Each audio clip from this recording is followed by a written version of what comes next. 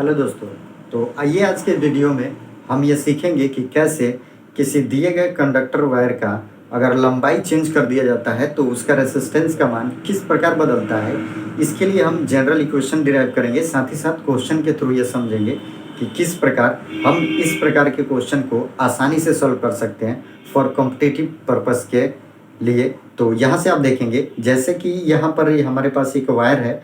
इस वायर के अगर लेंथ को हम कुछ इस प्रकार फोल्ड कर दें, इट मीन्स इसकी लंबाई को हमने क्या कर दिया, आधा कर दिया। इस प्रकार आप इस कंडक्टर वायर के लंबाई को कुछ इस प्रकार भी मोड़ सकते हैं। जिसे आप देख रहे हैं यहाँ पर, इसकी अगर हम लंबाई की बात करें तो जो पहले की लंबाई है उसकी लंबाई का 1/4 हो चुका है, 1/4 हो चुका है।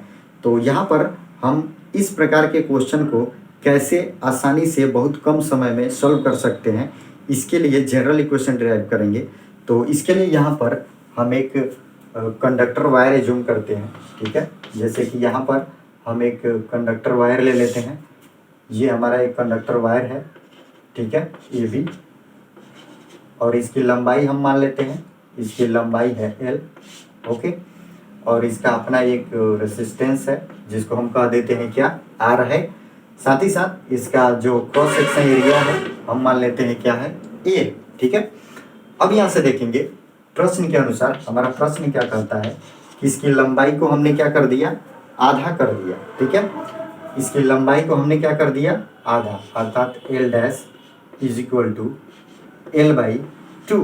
हमने इसकी लंबाई क्या कर दिया, आधा, हाफ लेंथ, ठीक है, हाफ लेंथ हमने कर दिया।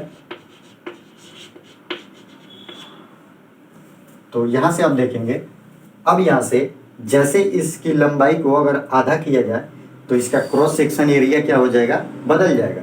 क्रॉस सेक्शन एरिया इस प्रकार बदलेगा कि इस वायर का अपना वॉल्यूम क्या हो, नियत बना रहे। जैसा कि इस अगर लंबाई, इस चालक तार के अगर लंबाई को आप कैसे भी परिवर्तित करते हैं तो एरिया अपने आप को इस प्रकार परिवर्तित करता है कि इसका जो वॉल्यूम होगा वो क्या रहे, कांस्टेंट रहे। तो जैसे इसकी लंबाई को हमने आधा कर दिया तो इसका एरिया किस प्रकार बदला, तो हम इसके वॉल्यूम को क्या करेंगे, बराबर करेंगे। तो इस स्थिति में आप देखेंगे यहाँ पर इसकी लंबाई को आधा कर दिया गया है। तो आधा करने पर जो इसका L डैश का मान है L/2 है। इसका एरिया हम मान लिए हैं क्या, A डैश है। और इसका जो प्रतिरोध है उसको हम मान लेते हैं क्या है, R डैश। अनुसार हम यहाँ से इसका जो क्रॉस सेक्शन एरिया चेंज हुआ है उसे फाइंड कर सकते हैं। तो वॉल्यूम हम क्या जानते हैं, volume equal to area into length, ठीक है। तो यहाँ से आप देखेंगे A डैश का मान क्या हो जाएगा, यहाँ से अगर आप निकालें, ठीक है, तो यहाँ से हम वॉल्यूम बराबर कर देंगे। जो पहला वायर है इसका वॉल्यूम हमारा हो जाएगा area into length is equal to जो सेकंड जिसे हम मोड़ दिए, लंबाई आधा कर दिए, तो इसका क्रॉस सेक्शन एरिया हो जाएगा A डैश और इसका जो लंबाई हो जाएगा ये क्या हो जाएगा, L डैश, ठीक है। अब यहाँ से आप आसानी से निकाल सकते हैं AL और A डैश का वैल्यू हमें फाइंड करना है। लंबाई L डैश का वैल्यू कितना हो गया है, L/2। तो यहाँ से अगर आप निकालें A डैश का वैल्यू तो A डैश का वैल्यू आपको यहाँ से क्या मिल जाएगा, ये मल्टीप्लाई तो इधर आएगा तो क्या होगा, डिवाइड होगा। तो यहाँ से ये क्या हो जाएगा 2A, अर्थात जो इसका क्रॉस सेक्शन एरिया होगा ये क्या हो गया है, डबल हो गया है। अब यहाँ से आप देखेंगे कि कैसे हम निकालेंगे। तो इस कंडीशन आप यहाँ से देखेंगे, हमें पता है रेसिस्टेंस का इक्वेशन क्या होता है, प्रतिरोध का R = ρL/A। अब इस स्थिति में जो इसका नया प्रतिरोध बना है, इसका प्रतिरोध क्या है, R डैश = ρ, ये हमारा रेसिस्टिविटी है जो कांस्टेंट रहेगा। और यहाँ से L डैश और एरिया क्या हो गया है, A डैश। अब यहाँ से वैल्यू हम पुट कर देंगे, R डैश = ρ। अगर यहाँ पे L डैश का वैल्यू पुट करें तो L डैश का वैल्यू हमारे पास क्या है, L/2। तो यहाँ से हम क्या लिख देंगे, L/2। और यहाँ से हमारा क्या होगा, डिवाइड। A डैश का वैल्यू कितना है, तो A डैश का वैल्यू क्या है, 2A।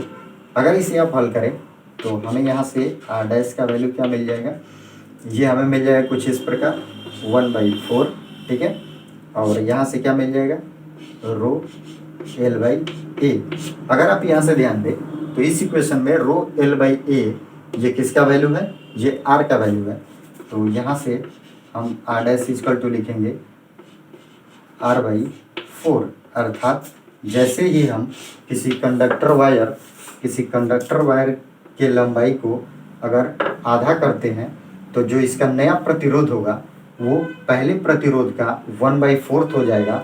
इट मीन्स कि अगर यहाँ से आर का वैल्यू 40 ओम है, ठीक है, आर का वैल्यू 40 ओम है, तो जो नया प्रतिरोध बनेगा वो इसका 1/4 हो जाएगा, अर्थात 40/4 इक्वल टू 10 ओम। ठीक है, इस प्रकार इस इक्वेशन से आसानी से आप कम समय में इस प्रकार के क्वेश्चन को आसानी से बना सकते हैं।